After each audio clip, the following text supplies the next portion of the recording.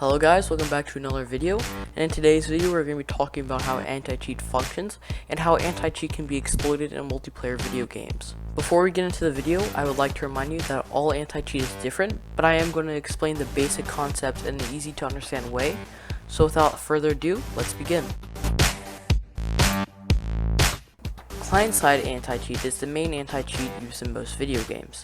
Client-side anti-cheat can be quite complicated, but the basic concept remains the same throughout almost all anti-cheat. Your computer has multiple levels in which are required to execute commands and perform basic tasks. There are 4 levels to computer. The lower you go, the more permission you have. Level 0 is the lowest level, which is the kernel. At the kernel, you can execute any command you want and change the computer in absolutely any way. Whenever cheats were first made, they could only be on level 3, which is the lowest access level. This is also where programs work, but anti-cheat developers started cracking down on level 3 programs, also known as external cheats. So cheat developers started going to kernel level 0, which are now called internal cheats. Today, most anti-cheat software has a level 0 detector and a level 3 detector, which means it has checks for both of those levels. But this also makes the anti-cheat a rootkit. A rootkit is something that can change the computer at a core level at any time it wants to, which scared a lot of people away from downloading games such as Valorant, which uses a level 0 anti-cheat detector as well as a level 3 anti-cheat detector. But if this client-side anti-cheat fails, there's always a second line of defense, which is called the...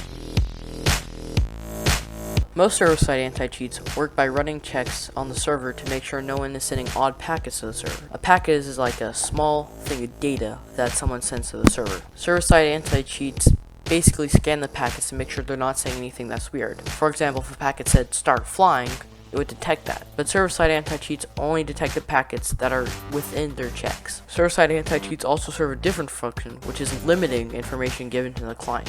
For example, one of Valorant's server-side anti-cheats is called Fog of War. Fog of War only loads in players that are close to the player. This makes it much harder for hackers to develop wall hacks because they cannot see the unloaded players. It doesn't make it impossible, however. It is still possible, but just makes it a lot harder for the person to find it. However, sometimes the server-side anti-cheat can be exploited, and this leads to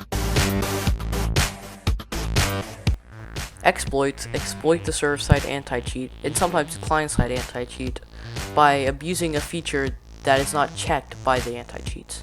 The best example I can give of this is actually Hypixel's anti-cheat. Hypixel is the biggest PvP Minecraft server that runs on 1.8. It does not have a client-side anti-cheat, which means it runs fully on server-side anti-cheat. One common blatant cheat on Hypixel servers is actually flying. One fly method is called damage fly. Damage fly allows the player to hit itself to propel itself forward and then never stop propelling itself forward. This works because the server did not have a check in place set to stop the player from moving forward. So whenever the player hit itself with the bow, it didn't have a check saying stop moving the bow, and so whenever the client sent packets saying keep on moving, it did not know that that was a cheat. Now if the server-side and client-side anti-cheat fails, there's another layer of anti-cheat, which humans actually operate. This is called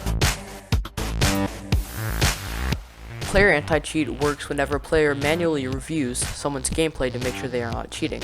This works really well with legit cheaters and closet cheaters. However, this can be exploited by people who want to abuse the system, so they usually only allow high-level players or famous community members to do this. It's not right 100% of the time, but manual reviewers are one of the best anti-cheats a company can use. And that concludes basic anti-cheat overview. If you liked the video, make sure to like and subscribe, and I'll see you guys next time. Bye.